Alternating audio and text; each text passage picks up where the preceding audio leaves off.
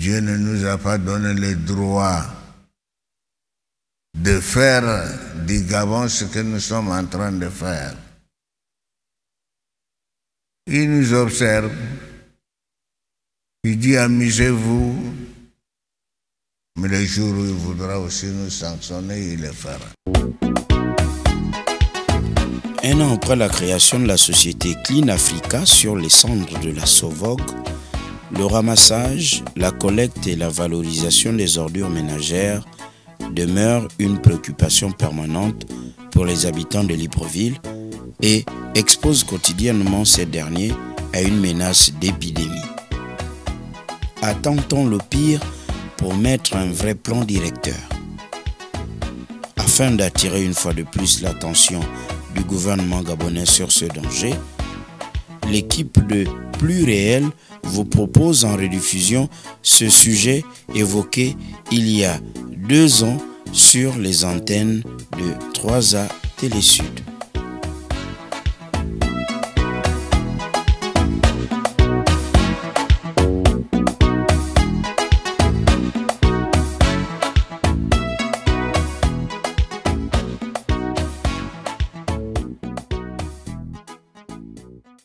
En fait, en réalité, c'est-à-dire derrière la prison, on n'a pas de bacs à ordures, mais voilà ce qui nous sert de poubelle. Voilà, donc, c'est une situation qui dérange, pas peu plus qu'au quotidien, les habitants derrière la prison contiennent des rats, des moustiques. Pourquoi? Parce qu'il n'y a pas une société qui applique une bonne politique pour évacuer ces ordures ménagères.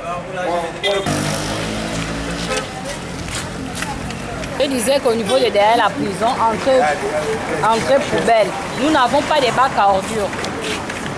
Nous jetons la poubelle, et même le sol, à n'importe quel moment, à chaque heure. Il n'y a pas une heure fixe pour verser la poubelle derrière la prison.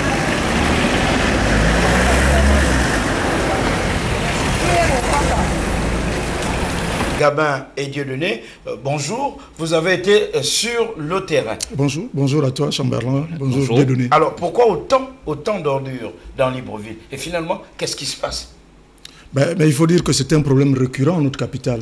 Et depuis que la convention a été signée entre la Société de révalorisation des ordures ménagères avec l'État gabonais et la municipalité de Libreville, il semblerait que l'une des parties ne joue pas franc jeu. Et la conséquence, c'est qu'au bout de 1 an, 2 ans, nous avons souvent des ordures qui traînent, qui jonchent les rues de la capitale. Alors, Dieudonné, oui. Est-ce là qui explique que tout au long de ce reportage, il n'y ait pas eu d'intervention de la part de la Sovog ou de la municipalité, de la mairie de Libreville? Il est important de dire que nous avons fait des pieds et des mains pour, d'une part, avoir les responsables de l'entreprise qui a la responsabilité de l'achat, du ramassage des ordures ménagères, qui n'a pas voulu justement nous accorder cette interview. Nous avons également fait des démarches du côté... Pourquoi, à votre avis? Pourquoi? Je sais, Gabin vient de le dire, il y a une espèce de ping-pong entre la municipalité et cette entreprise. Il y a des, des responsabilités internes qu'il serait difficile à notre niveau de ressortir.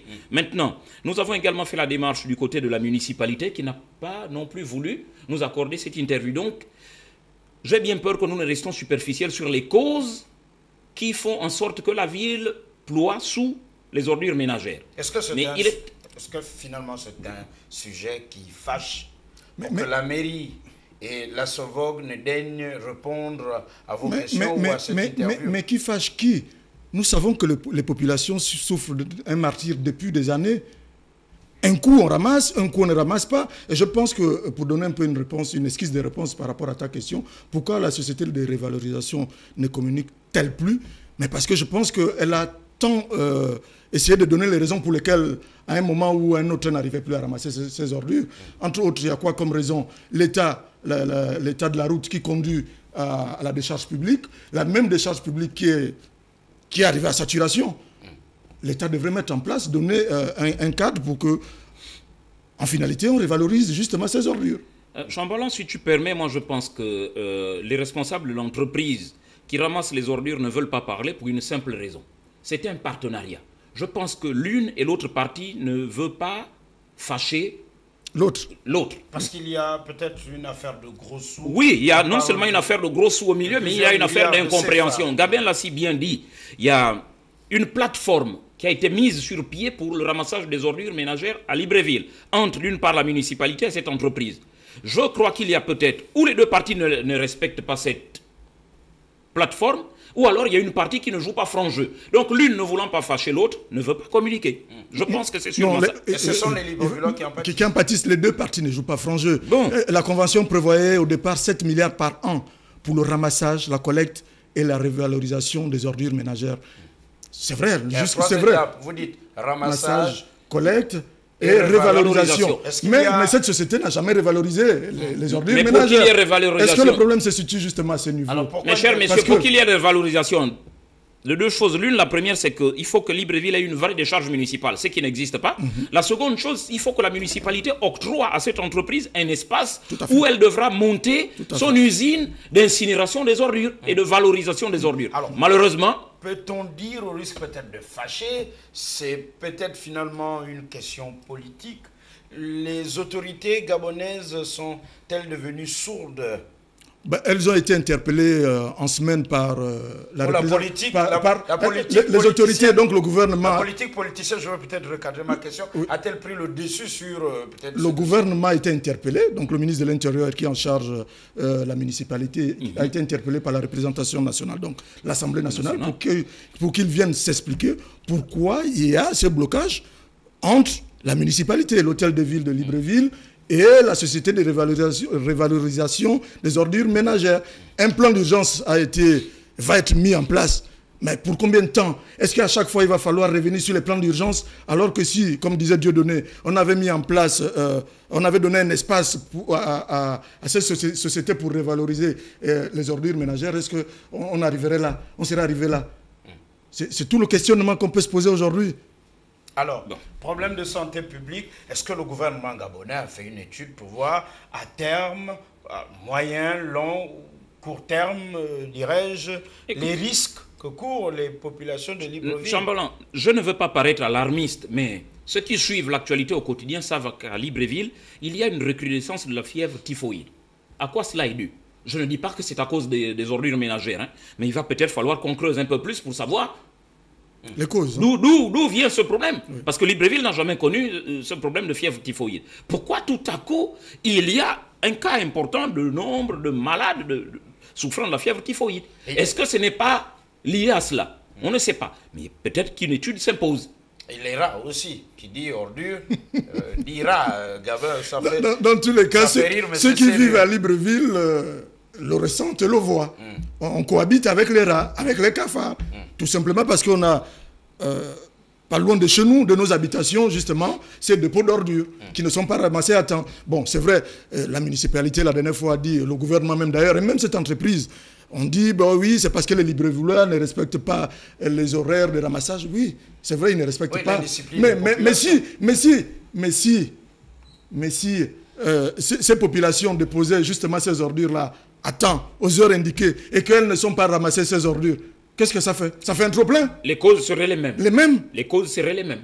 Parce qu'il y aura les chiens pour déventrer tous les sachets qui sont déposés. Il y aura également les vecteurs dont on parlait, vecteurs de maladies, c'est-à-dire souris, rats et cafards et autres cafards, qui non seulement vont dans ces poubelles, puis regagnent nos domiciles, apportant avec elles toutes les maladies que l'on connaît. Alors, l'État et l'entreprise qui a le marché du ramassage des ordures. Alors, quelle est la partition de la société civile, des ONG, des associations?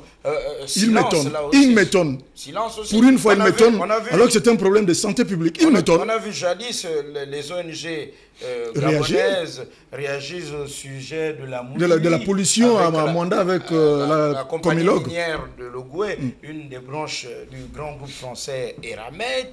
On a vu les ONG gabonaises se prononcer au sujet de l'exploitation du fer de Béliga, mais là aussi, silence. Va-t-on penser que les ONG, les entreprises et le gouvernement se retrouvent dans un salon fêté? Non, je ne pense pas. Je pense que c'est tout simplement un problème d'opportunité et d'intérêt. Je pense. faut-il parler d'intérêt lorsqu'il est question de santé publique? Là, je me pose une question. Mais pourquoi ne réagissent-ils pas alors? Tu as sorti un mot. Peut-être que c'est un problème d'intérêt. Peut-être qu'ils n'ont rien à gagner là-dedans. Mais je m'excuse, lorsqu'on parle de santé publique, tout le monde est interpellé. Parce que si vous-même vous n'êtes pas touché, un de vôtres sera touché, forcément, par une épidémie, forcément. Donc je pense que là aussi, les ONG et la société civile sont interpellées. C'est là qu'elles devraient vraiment jouer pleinement leur rôle. Alors, patate chaude, gouvernement, entreprise Sovog, et personne ne veut peut-être faire refroidir la patate, mais ces habitudes et ces comportements déviants, un dessinateur au Gabon en parle, et il s'agit de ce qu'on appelle les gabonitudes. Peut-on dire que là on se retrouve dans ce que l'IBEC, le dessinateur, appelle les gabonitudes, c'est-à-dire ces vices à la gabonaise, ces mauvaises habitudes? L'IBEC ne fait que retranscrire le quotidien des Gabonais. Ce que nous faisons au quotidien. L'IBEC permet à chacun d'entre nous, je veux dire à chaque Gabonais, de se regarder dans le miroir et de se dire: ah tiens, pourquoi j'ai fait mon ceci? Dieu, je crois que là je viens de mal me comporter, il faut que je réajuste le tir. Voilà. Alors, un problème, l'absence d'urbanisation, d'un plan directeur de la ville.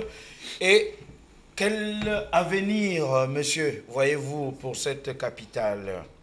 Plus de la majorité des habitants du Gabon vivent à Libreville. Si tu permets, je vais faire rapidement. Je vais faire rapidement. Tu as commencé à parler de l'absence de l'urbanisation qui ne permet pas à l'entreprise d'aller chercher à l'intérieur des quartiers. Parce qu'il va falloir organiser une pré-collecte à l'intérieur de quartiers sous-intégrés vers les axes publics où se trouvent les bacs à ordures. Et qui doit le faire, la pré-collecte? Ça, écoutez, je pense qu'il faut que la municipalité s'organise avec l'entreprise qui a la responsabilité de le faire.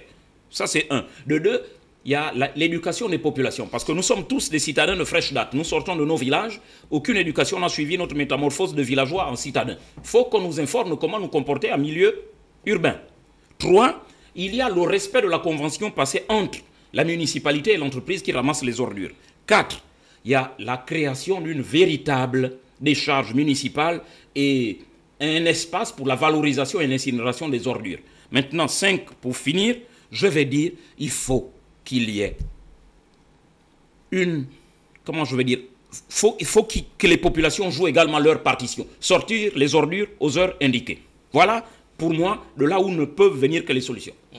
Enfin, Gabin, une issue favorable, gouvernement, Sovog, et aussi peut-être attendre une pression de la société civile. Je ne voudrais pas être gabonaise. pessimiste, mais à l'allure où vont les choses, j'ai comme l'impression qu'on n'est pas sorti de l'auberge. Tant que la Sovog n'aura pas un espace pour revaloriser, comme il a dit à son 4e point, je crois, n'aura pas un espace de revalorisation de ces ordures ménagères, le problème ne sera pas résolu. Et si l'État gabonais, qui a la charge de donner le nerf de la guerre justement à cette société, ne respecte pas cette clause-là, la société, je pense, ne pourra pas faire consciencieusement son travail. Allez, merci monsieur, et vivement que Libreville, c'est en tout cas ce qui est écrit au fronton de l'hôtel de ville de la capitale administrative et politique du Gabon. Libreville est belle, n'en faites pas une poubelle. Malheureusement, et tout ce qui arrive pour la première fois dans la capitale gabonaise, grande est leur surprise de voir toutes ces ordures dans la capitale. Attention, danger, c'est le cas de le dire.